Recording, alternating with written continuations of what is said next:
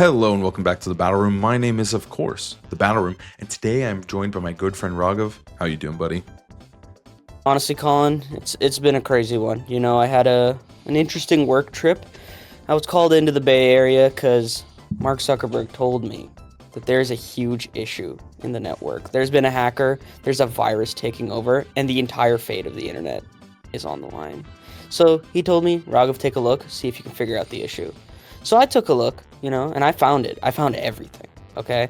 I went back to Mark, the answer in hand, and I told him, I hate you, you're a billionaire, and you're evil. But what he didn't know is that I also have the answers to the metagame. This is our meta report. Colin. Hey guys, I'm just looking for Raghav on he told me he was gonna be at one hacker way, so I think he's over here. Is that Mark? I made Facebook. I think the only way that we're gonna get out of here is we're gonna need some gas, and to get some gas, we're gonna need some subs on YouTube. I would really like to avoid conversing with Mark, so if you could hook me up, I'd appreciate it. I hope you enjoy the video. We're here. We're here for another meta report, and I gotta say, things have shaken up quite drastically. Sometimes in a little bit of a more boring way, but I would say shaken up nonetheless. So today we're gonna take a look briefly at the top Pokemon usage stats in the in-game Pokemon Champions ladder. We're going to show you 3 rental teams that you can try to use in the meta yourself, 3 of the best teams in the current meta, and then we're going to talk about the biggest winners and the biggest losers in the metagame. So first things first, let's talk about these usage stats. So number 1 is still Garchomp. Garchomp remains unchanged. He was the number 1 Pokemon last time, and it's not really going anywhere. He's still the best guy. Yeah, that's the thing about Garchomp is, like, he's never going anywhere, and it doesn't matter what item you use. He's just so good. We're seeing Life Orb, we're seeing Citrus, we're seeing Scarf. Roselli's definitely died down a little bit, and Soft Sand, you just have a Life Orb now. But really, all 3 of those items, you see them on a variety of teams, and he's always solid. Like, he is just the bulkiest guy. He's as strong as he needs to be, and he's as fast as he needs to be. Yeah, interesting thing to note here is Life Orb, I would say, is picking up more and more usage. In the last time we did this about 2 weeks ago, the format was a little bit more fresh, and Life Orb was at 57%. So it did increase by more than 10%, which is wild. Citrus Berry remained the same, and then basically everything else, kind of like the Roselli Berry, the Scarf, there's a little less of. Obviously, Soft Sand has completely died out. So there's just a lot less of those, but there's a lot more of Life Orb. Yeah, it just breaks some of those calcs, like Rock Slide against Charizard, Dragon Claw up against opposing Garchomp. You can't go wrong with Life Orb. I do want to point out that even though Scarf is so low, it's been having some good showings in, like, online tournaments. Yeah, I mean, Scarf is still pretty good. One of the most popular teams we have right now does feature Choice Scarf Garchomp as well. I think it's just like a solid, good item all around. Like, it will always be kind of good to hit for him to break the speed ceiling is just kind of nice. And then when it comes to partners, obviously his best friend is Charizard. I think that's another big reason why he's number 1 is the best Mega Pokemon has a best friend. And if your best friend is that Mega Pokemon, you're going to be the best guy. So makes a lot of sense. But then, yeah, you see him a lot of these big 6 Pokemon as well.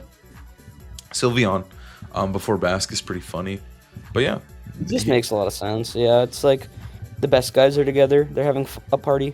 And then obviously Jolly is going to be the dominant nature, especially with those Life Orbs. The usage stat almost lines up perfectly. So funny. And then yeah, he's just going to be max. He's pretty boring overall, but he is just super consistent. His speed, I say this all the time, but his speed stat is faster than almost everything in the format. Like, most of the things. There obviously are Pokemon that will outspeed him, but yeah, he's faster than most of the format. He's bulkier than most of it, and he also does insane damage. He literally does it all, and he has amazing typing. And also, there just aren't ground types. He is the ground type of the format. Next up is King Gambit. King Gambit, last time we looked at this list, he was at 6th place. He was not even in the top 5, but he has regained his throne and he is back to being number 2. And we did say in the last one that he was probably a little bit underused. Yeah, he was never gonna stay there for too long. King Gambit, he has it in his name, dude. He is the king. And one of the reasons why he's so good, one of the many reasons, is because he absolutely bodies Basculegion, which, if you paid attention, is not in the top 5 anymore.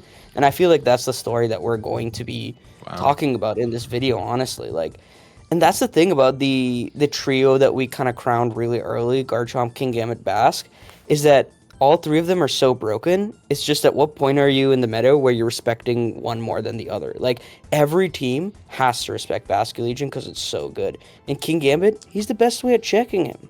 Yeah, he is the most reliable. Obviously, he doesn't resist the wave crash, but he takes it well enough. He can fight back with Kowtow Cleave. Having that priority Sucker Punch as well is really, really nice into Scarf Basculegions.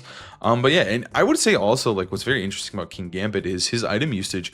He is very, very versatile. We see a lot of Black Glasses here at the most used item, but then there's Focus Sash, so you can run max speed, max attack King Gambit to win the mirror. Then there's Choppleberry to also try to win the mirror against the low kick King Gambits. And then if you want insane damage, you got Life Orb here. And then there's a little bit of a fall off for like Akaberry, a little bit of Extra Belt, Citrus Berry. But yeah, these three items are probably the big three of what you're trying to use on King Gambit currently.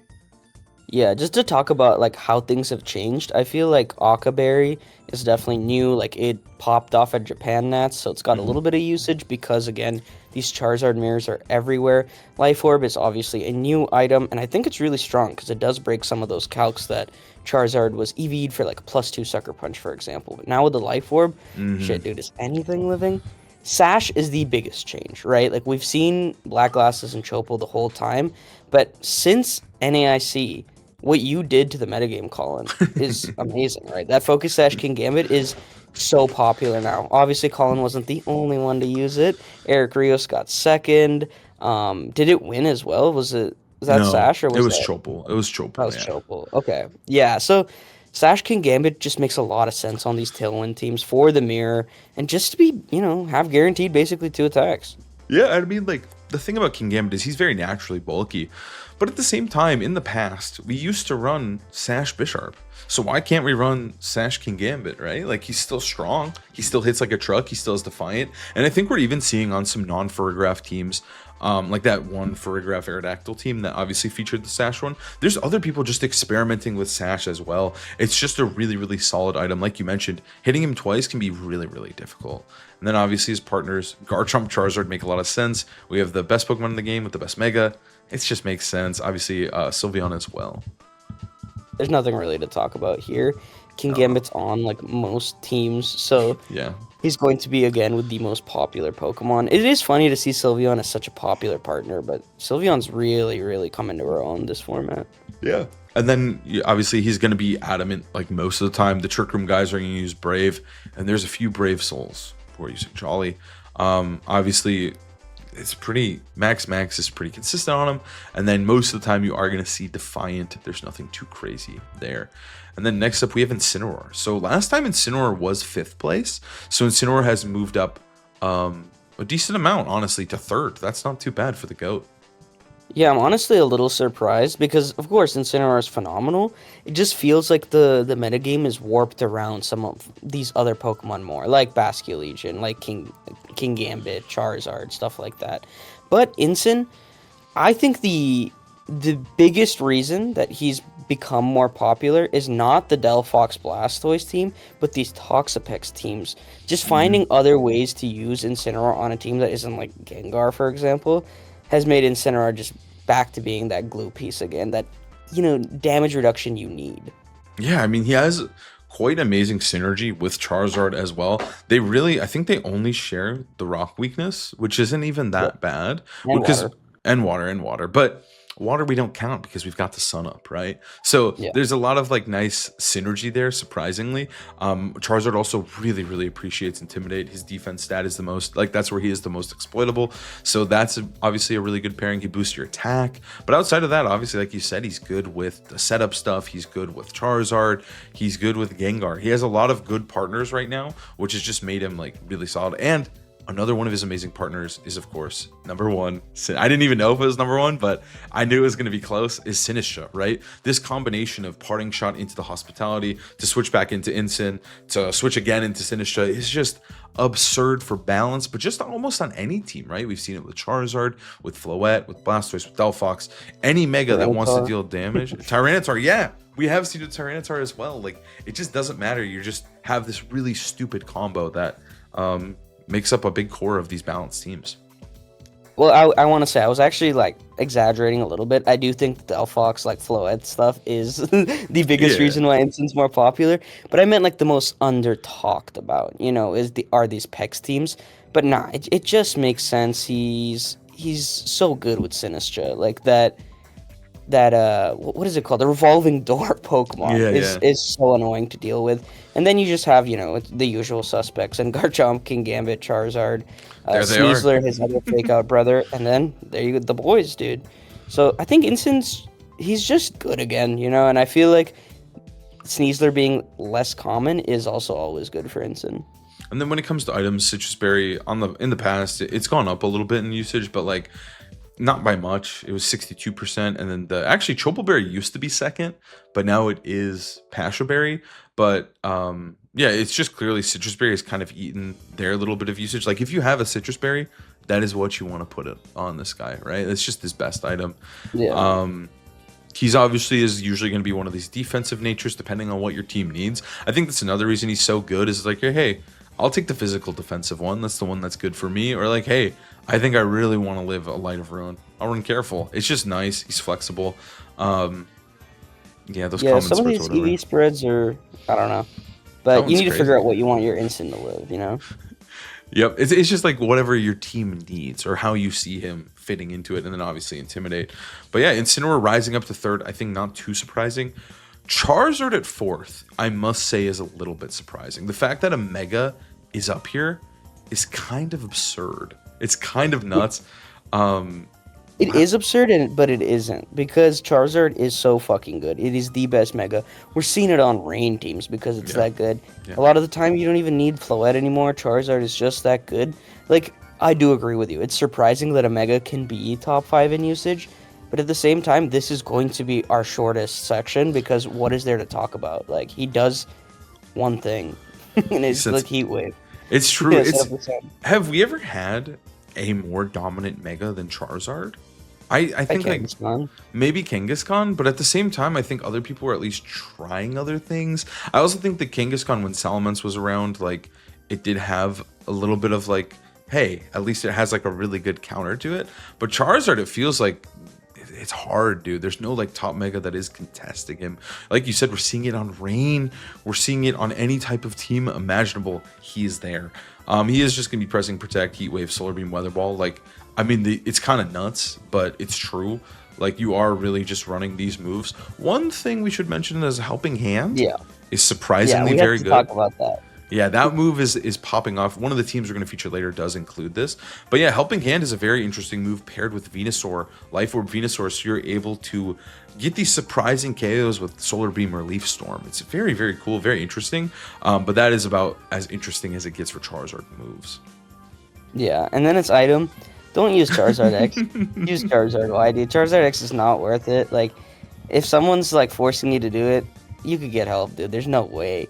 And yeah, his partners, again, nothing too crazy. I do want to point out Whimsicott still being so high up because Big Six hasn't really left. Like, it's still that team.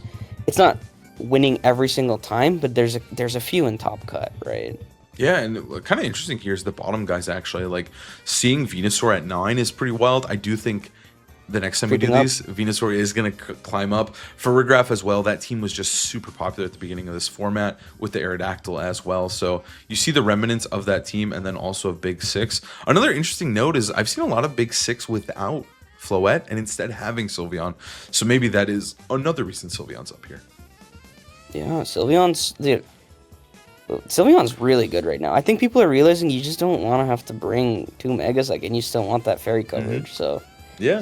but yeah, going on to the EV spread, like, Modest is 99%. It shouldn't be 77. Like, if you have a team, you should probably be Modest, bulky Charizard, unless you for some reason need to be really fast. Yeah, I think Modest is the way. You'll see a lot of these popular ones are very, very defensively focused. I think currently something like this or... Yeah, like usually just like, oh, this is the one. This is the one that I think is very popular right now is 30, 31, 1, 4. Just like making it as bulky as you can with a little bit of speed so that you can creep stuff like Pelipper or like slower Basques, right? Just for insurance, dude. Just for some insurance. speed. Yeah, but like Yeah. for the most part, this guy basically just wants to be max defense, max HP with a little bit of special attack, because he doesn't need the damage. He just needs to survive, to hit you with more heat waves, and that's just kind of what makes him good. And then in 5th place, funnily enough, last time was Sinistcha, and it's in 5th place again. Yeah, I think honestly it's maybe a little too high, but it might be because I'm just bored, right? Like I think that double fake out Delphox core is like so broken and kind of solved that maybe I'm just like, it shouldn't be this high, but it is just so solid, you know? Yeah, it is. I mean, funnily enough, like obviously the first 3 moves have remained quite unchanged, but Life Dew and Protect have actually swapped. Protect used to be at 51% with 54% having Life Dew, but now Protect is way more popular with 62%. That's just a small little thing in the Sinistcha metagame. And then when it comes important to note. Yeah, and then another thing is the Kasib Berry used to be the second most popular, but now has jumped up to number 1. Basically, the percentage of these two just swapped, and then obviously Colbur Berry leftovers. Aka Berry is kind of a new invention, so you can switch into Charizard, which I think is very, very potent. But yeah, usually you just want some defensive item, whatever your team needs or whatever you can afford to give this thing. Generally, I think you should be Kasib Berry. And then going back to the moves for just a second, like, Sure. I think Protect is actually mandatory. I think the decision's between Life Dew and Trick Room most of the time, and people are just realizing Trick Room is very potent. So unless you need that like sustain with Life Dew, you're probably going to be Trick Room. And yeah, I think Kasib Berry is just so good unless you need the specific Charizard answer. Like, I think Citrus is better used on something like an Incineroar. That's very true. And then obviously the partner number 1, Incineroar. We got to get that It's cycle just a team, going. bro. Yeah. It's literally just a team. Archuludon being 6th is really funny because it's like these 6 Pokemon with Sinistcha is just the team that everyone uses, and then you obviously have the second team right there, which is Archuludon, Pelipper, Swampert, so Grimmsnarl, and then Milotic is just there because Milotic does appreciate a Sinistcha. But yeah, this is actually Yeah, if you have that Ceruledge Milotic team, you have a Sinistcha. So it's literally the Rain team or the Blastoise team, and that's just it. Blastoise obviously loves it. All the support Pokemon love setting up with it. Again, natures are going to be kind of boring. Just Boulder, Calm, whichever one you think you need. Then usually, I think you run like Max Special. This is usually the Bold Nature one, and then I think this is what you run for Calm, and then Hospitality is, yeah, it's the best part. Yeah.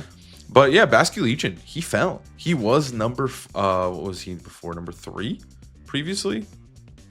Yeah. Something like that makes sense. He was 3, and Whimsicott was 2. This was 2, Wow. and this was 3. So Whimsicott just skyrocketing down, and Basculegion falling a little bit. But again, I think like Basculegion's problem is that I think he's like one of the best Pokemon, if not still the best Pokemon in the game. It's just his issue is that everyone's out to beat him. Everyone's trying to get him. King Gambit's rising in usage. So it's like he is still very good, but because his target is so huge that like he is just like enemy number 1. Yeah, everybody knows that they have to beat Basculegion. And Sun's everywhere too, so the wave crashes are just hitting a little less. So people are stacking their like answers to last respects or just making sure to preserve those things. And then Whimsicott falling down, I think makes some sense because the Sun teams are actually like really thriving without of him, specifically with Venusaur. I don't know where Venusaur was prior. It's about here, but I do think that like that is hurting Whimsicott a little bit. Big 6 has been, I still think Big 6 is fine. It's still good, but it has been taking some hits. People are still innovating, trying to figure out different types of Charizard teams. And I feel like they just don't include Whimsicott as of right now. Yeah, they're diversifying for sure. And I think people are just bulking down a little bit. I think there's a period where we're all just like, dude, what even beats this shit? Let's just spam it until we figure it out, you know? And then some people are like, oh, it's nothing. And others are like, okay, we figured it out. But yeah, like outside of that, Farigiraf, Sylveon are still doing pretty well. Sneaser's going to drop down to 10. Aerodactyl. People are still trying out Staraptor. Archuludon, Pelipper, best friends. But yeah, I would say that's pretty much where the usage stats are now. Our top 5 has changed a little bit since last time we did this. And it's very interesting to see. Now, let's hop into some teams that feature some of these Pokemon. So the first team we have for you is by none other than Rinya himself, known as Rinya's son. The guy who created that amazing Sun team is back once again with a Charizard Mamoswine team. There is a second version of this that did recently just place second in the Grand Champions Festival, and Xiling used it to get top 20th on ladder, but this one was able to get second on ladder. So I did want to feature this one as well. Mamoswine is over the Annihilate slot, but this is the kind of team we were talking about that is performing very, very well with Toxapex right now. Toxapex has kind of been the talk of the town lately. Yeah, this is honestly a very sick take on it, and it's just amazing that Rinya is still out here making new teams that are kind of warping the metagame. But first thing to talk about, Helping Hand Charizard next to that Venusaur. We've seen Solar Beam, this one has Leaf Storm. I think the calcs are just incredible, especially if someone's not expecting the Helping Hand coming out.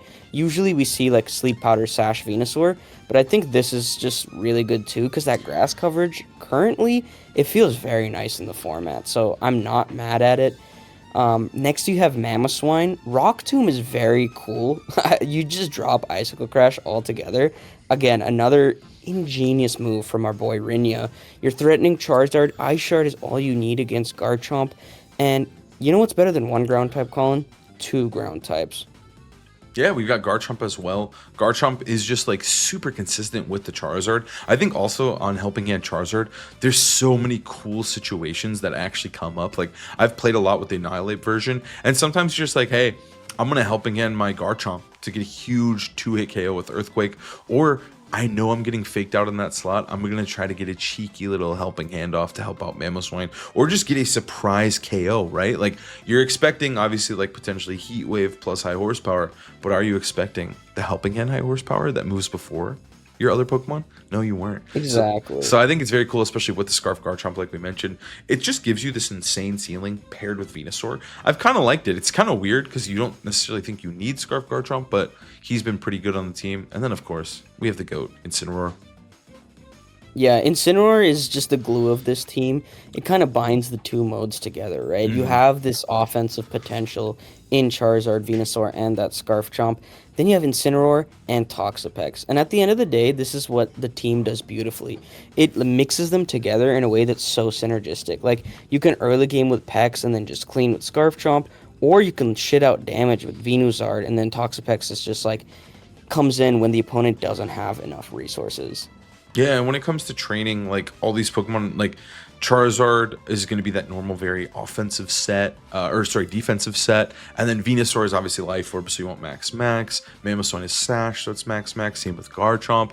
And then obviously, like you mentioned, the Toxapex is going to be very defensively oriented, and so is that Incineroar. It just blends the two modes perfectly, and it just gives you a ton of options when you're playing it. Next up here, we have a Sand team that made it to top 150 in the last Champions Rank season. And I just wanted to talk about this team because I've been seeing it everywhere on ladder. For whatever reason, I played it back-to-back today. I feel like this team is rising in popularity, and I think it's a really, really cool take on Mega Staraptor specifically, and it might just be the best Mega Staraptor team out there right now.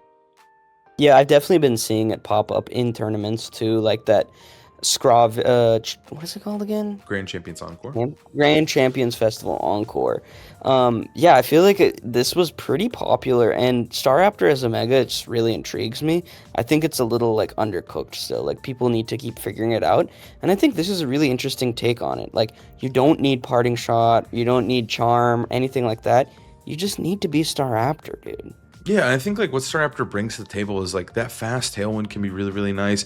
An EQ immunity as well to pair with stuff like Garchomp, or in this case, Excadrill. It just gives you a lot of utility as a Pokemon, right? Having the Tailwind. Also, it can become unkillable still with those close combats. The flying coverage is nice as well. I think it's a really solid Pokemon, and I think maybe this is the direction that it needs to go into. Obviously, one of Staraptor's best friends also is Golden Go. Their synergy together is just absolutely nuts, especially with the Tailwind you can get going. Make It Rains can go crazy. Golden Go is also just not a Pokemon that we're seeing a ton of right now. Yeah, Goldie's super cool, and I think this is the place where you're seeing it. It's on the Staraptor team.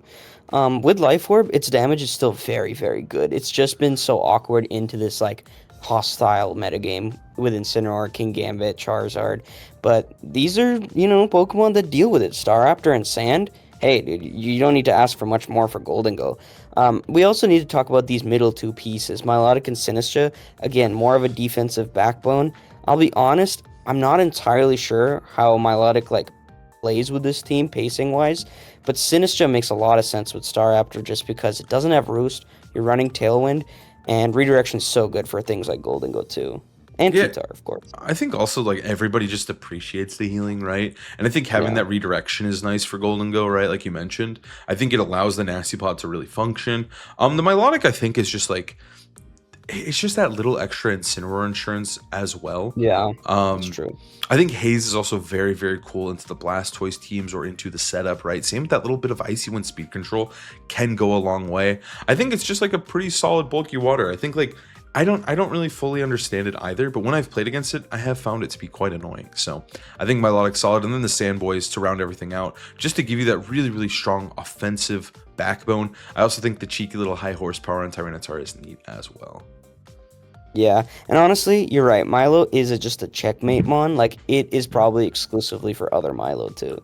That's true. Just I think Haze, just in general, in a closed team sheet or even in open sheet, right? There is a lot of setup in this format, and when you play against those setup teams, just having something like Milotic would just win, right? Like its special defense stat is crazy. It bodies Charizard, does really, really well into Delphox, and even Floette with its special defense. So as you can see here, it's pretty special defense boosted as well with that calm nature. So I think it's just a solid defensive backbone, but I think this is a very, very cool Sand team and Staraptor team if you're looking to try something out on the ladder.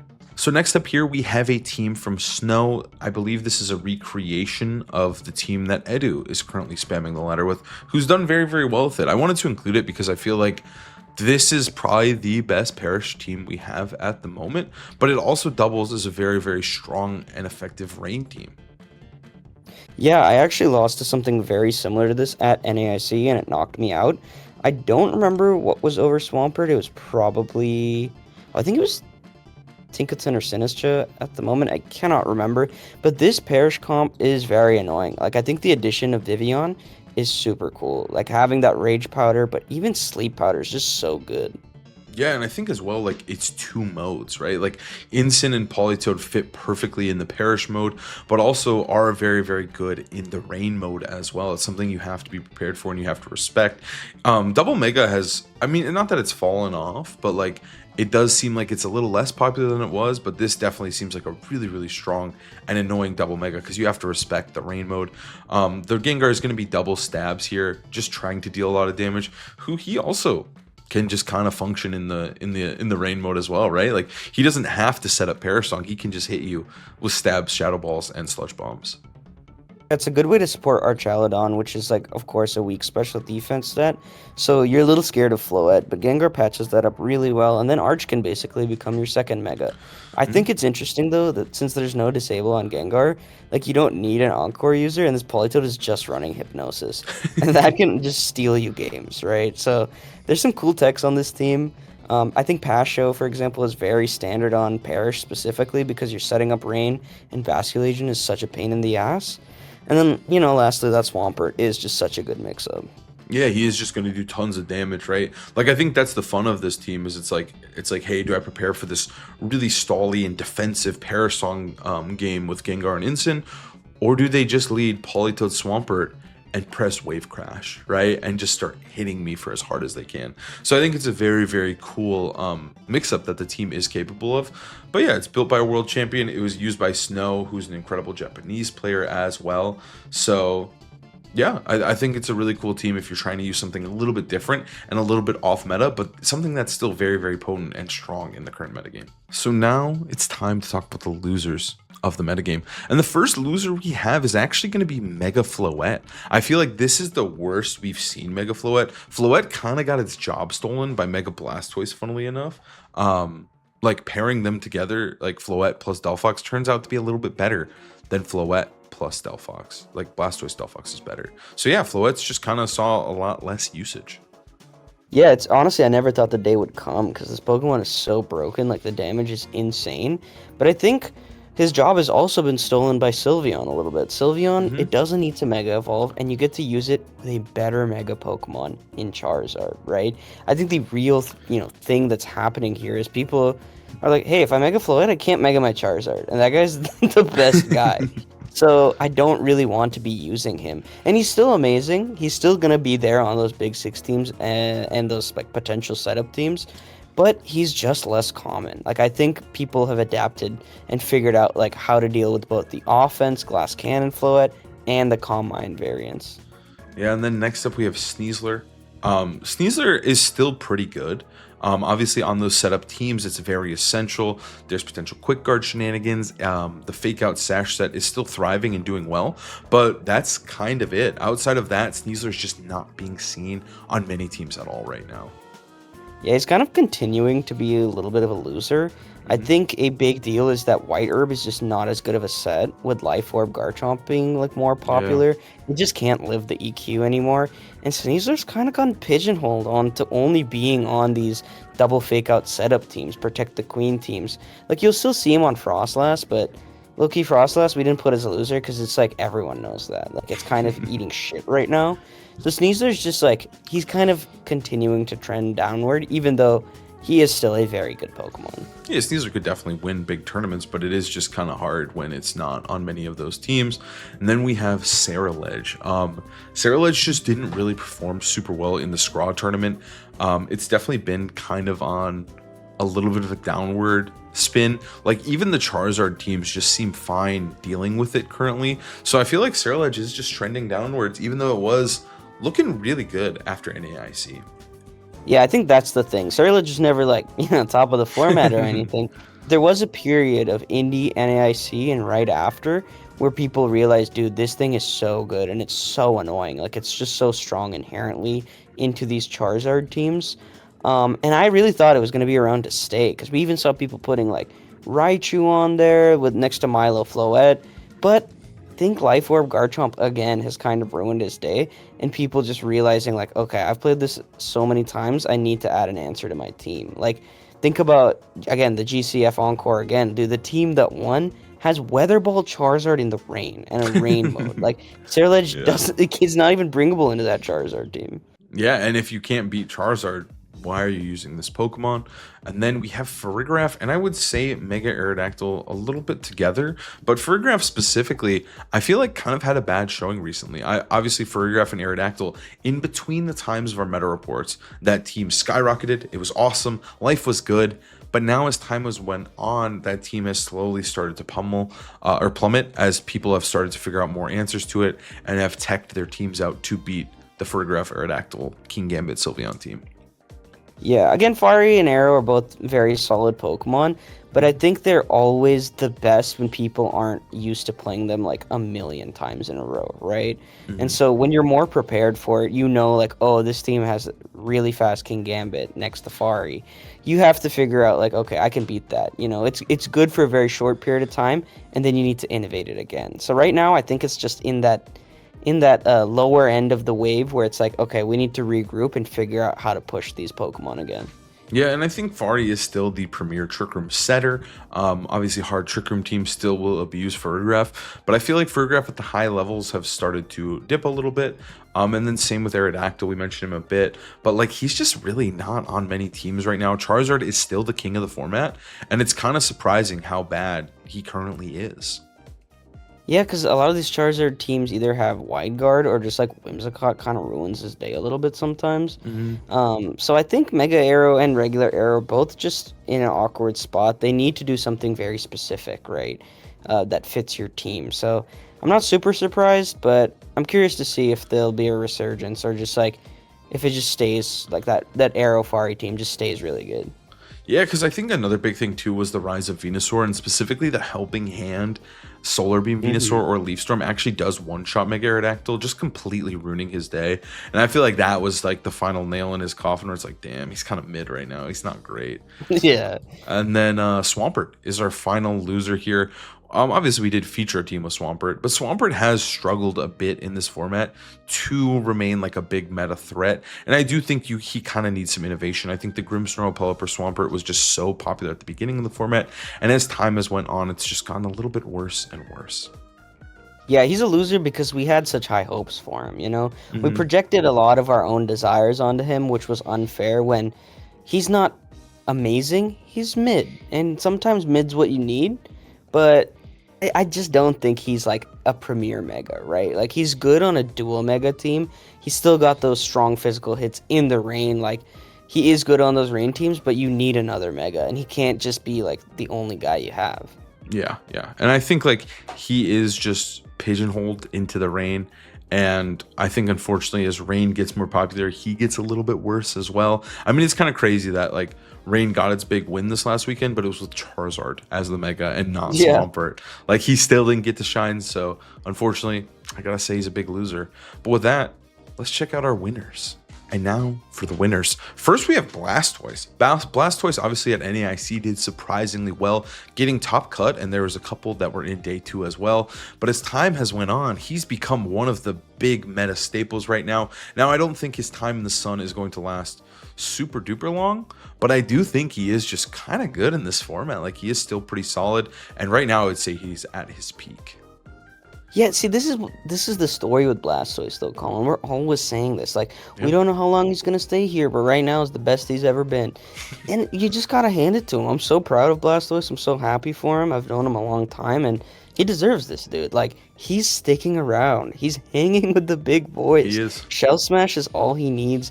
Water Spout, and obviously just protecting her like the queen she is what Blastoise needed. You know, so it's everywhere on these Delphox teams.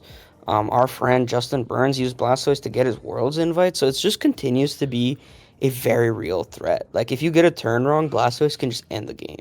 Yeah, and I think Dark Pulse too is so huge for him, being able to cover probably one of the only Pokemon that would stop him, which is Basket Legion. He has really, really insane coverage with Dark Pulse Water Spout, and he just sweeps teams, like you said. Another Pokemon that's really started to pop off is Venusaur. Venusaur on the Sun has just been incredible. There's lots of different ways you can run it. You can run Life Orb. We've seen some Mega with Charizard as well, like just running dual Mega with a little bit of Sleep Powder. Usually you run like 3 of these moves and protect. Some of them do run no protect, and then also Solar Beam is an option as well, which I think is kind of neat. But yeah, Venusaur has just been really shining right now. Yeah, I think you definitely need protect on it. I just think ever since Arcel won that regional with Venusaur, you should never think like, oh, Venusaur is bad. Like, it's literally so good, and it's always going to be there. Sleep Powder's always going to be able to win you games. I think this Life Orb set is really, really cool. But I personally still use the Sash set this weekend. I think both are very good, and just being able to, be the fastest thing in Sun when Sun is everywhere is really, really good. And it also adds to the, Floette is so, scared right now in the meta. Like, I got a Venusaur, I got a Charizard. He just does everything you need him to do. Yeah, and I think also, like, in this format, there's no safety goggles, right? So, like, Lumberry and Chesto are your only real ways to combat Venusaur. And when you're not playing against Venusaur, you don't have an item. So, it just kind of sucks to run one of those. And so, Venusaur just continues to be one of the best Pokemon. Now, obviously, the best way to dodge Sleep Powder is going to be a Grass type, but Charizard bodies those guys. So, it is just like Venusaur just stays winning. And, I mean, like, you should never count it out. But I think right now we're seeing it really, really pop off. And then next up, we do have Annihilape. Annihilape was a big loser last time around. We thought Annihilape was bad. No one was really using him. But I think he just needed a little bit of innovation. And I think we got that here. Shiliang Tang used him to get 20th on ladder. And his Charizard version with Annihilape has been popping off with the specific moveset. Yeah, Annihilape got second and top 4 in the GCF Encore. And this set is just so sick. Like you said, Shiliang really innovated. Sash, just so you can take any hit. Close combat, obviously. Rock Tomb, not just good in Charizard, but really valuable speed control. Like, sometimes that's all you need to make your Charizard move first, or whatever you have next to it. Rock Tomb is just such a useful move. But Phantom Force is so cool. Like, Rage Fist is just bad. You're not doing the self-procs. Your Sash, you're not sticking around. Phantom Force is so sick, specifically for those Delphox teams. Like, you actually made me realize that right before we recorded this video. Yeah, Phantom Force sounds really, really cool. Obviously, it breaks protects for Charizard, but then the Delphox teams rely so heavily on Protect that being able to target them with a Phantom Force, like if they don't get the turn correctly and call that, and parting shot into their follow me, they're screwed, right? Like you are just going to get hit by a Phantom Force. They have to switch out or take the hit, and he's just going to clean up the game. It also sets up some really cool guaranteed end games with like Helping Hand. It's just a very, very cool move that has a surprising amount of use after spending a little bit of time with the team and with Annihilate. So I think this Pokemon is definitely very cool, and I think maybe we just needed to look into him a little bit more, because Annihilate has always been so good, especially with the rise of Incin and stuff like Cinny. He can really do a number. Yeah, he's really helpful, specifically with Toxapex that we're going to be talking about next, because these Toxapex teams generally just have Garchomp for Incineroar, and Incineroar, it doesn't do much to Toxapex, but it can be very annoying, just dealing with Fake Out, having it pivot out a bunch, so Ape being such a good partner for it is another reason why it's good. But let's talk about why Pex shines. Like you were saying, this Pokemon's so stupid. Like Wolf bringing it to NAIC was so genius. He really should have won the whole thing. Like he could have. He was right there. Infestation is absolutely nasty. It creates pins for your offensive modes, and then obviously Toxapex is impossible to kill, and you're just stalling them with Toxic. Yeah, it's just, I've played a lot with Toxapex in the past month, like specifically in MB, and this is one of my favorite Pokemon to use. Like, first of all, it is the best pivot I've ever used, right? Like, if you're ever in a situation where you're like, I need something to take 2 neutral hits, what am I to do? Send in Toxapex, right? Sometimes you're like, hey, dude, you're eating an electro shot, enjoy, and you just throw it in there and it just works because of Regenerator and leftovers. Sometimes that's all you need it for. Obviously, Wide Guard is a great move as well to help protect Charizard. It's become one of the best partners for it. But then Infestation is secretly my favorite part, right? Like Toxic's cool, you can like stall them, but being able to set up those offensive pins makes this Pokemon, like if you plan ahead and you do you are planning out those turns, you can set up nasty pins that just win you the game, like just outright, right? Like trapping in a Charizard after you parting shot it. Oh my god, he's cooked. He's worthless. You know what I mean? Like there's so many ways to diffuse a Pokemon and just make it a 1v2 with this Infestation. It's so silly, but it just works so well. I'm just such a fan of Toxapex, and I think it's here to stay in this meta. And I mean, obviously we've been talking about how good it's been. I've been talking about on my channel so many videos about Toxapex, but it just stays winning, and I think it's just getting better, especially with this new team that it was featured on, with Shiliang's team. So yeah, Toxapex is just goated.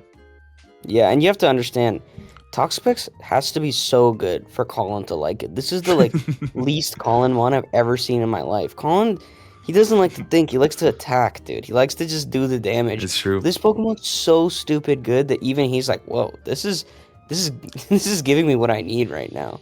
Yeah, it's just so fun to Toxic stall people too. Like that is another, like, because it's not even a stall because it goes so fast. Like they live like 3 turns with Toxic and Infestation. Like you can set up end games with it. Like it's just so versatile, right? Like you can use it as offensive pins, set up end games, and also switch it in, and also support with Wide Guard. Does everything. And then you wanted to include Blaziken on here. Why do you think Blaziken's so good right now? Because I thought Blaziken was ass, especially the Mega, but then in the GCF Encore, it actually had a real showing. It top cut, I think, twice, and then a bunch in day 2, just really strong performances, and I was really impressed. Like, I didn't think he was going to do that far. I believe Zach Weed and MDB might have released a report, or at least MDB recreated it. But yeah, I think Blaziken is very cool. It's usually paired with something like Frostlass or Ninetales, because Garchomp is so annoying, but he's just, like, kind of strong, and Rock Slide, allows you to combat Charizard, but he just does damage, and Speed Boost is a broken ability. He also pairs really well with King Gambit. I think that they can pick off almost anything together, and when you're playing an offensive core like that, if you're able to get those reads and keep exerting that pressure, I mean, he can just sweep teams. He's very weird, very frail, and you have to be very precise, but he's just been doing pretty solid. I wouldn't be surprised. I said it, dude, in my server. I was like, dude, I think there's going to be one Blaziken in Top Cut of Worlds. Like, I know there's going to be one motherfucker using this guy and is going to bring him to the highest level and push him to his limits. And I think that's just kind of how it is. Like, if you're having a good day, you're getting those reads, he's a monster. I totally can see it. He is a hyper offense demon. Blaziken Bisharp is back.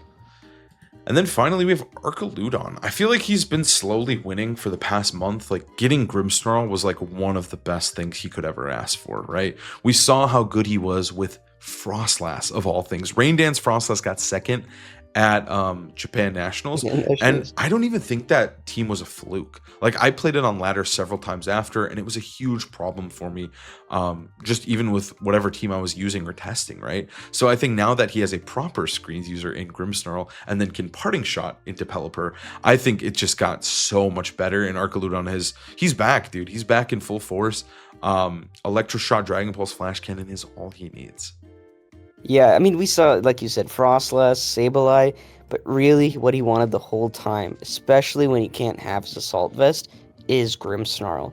Not only is Screen so good for Arch, but being able to parting shot into Rain immediately is so good for Archaludon. And we've seen him dip in usage too, like after his initial craze, with the Sableye Venusaur Arch. But now I think he's firmly back after winning the GCF and so many other top cuts. I think Archaludon is really, really good. It's one of those Pokemon that can become a Mega on its own. Like, it's just so hard to kill. And it's a checkmate Pokemon, right? And Screens just makes it even harder. Yeah, I will say that a big thing as well is like making sure to run max special defense on him if at all possible. It's super important that he gets as much as he can to really boost that low stat, but he just becomes like, he's got stamina for the physical Pokemon. He has his obviously he pumps as much special defense as possible and has light screen, and he just becomes unkillable. And in certain teams, he checkmates you, right? And that's what makes him so strong. Electroshot, you're on a timer because he's just getting stronger and stronger and stronger. So yeah, he's just in a really, really good spot. He's winning tournaments, and I wouldn't be surprised to keep seeing him winning them. Yeah, so these are the winners. Make sure you can beat them or give them a try.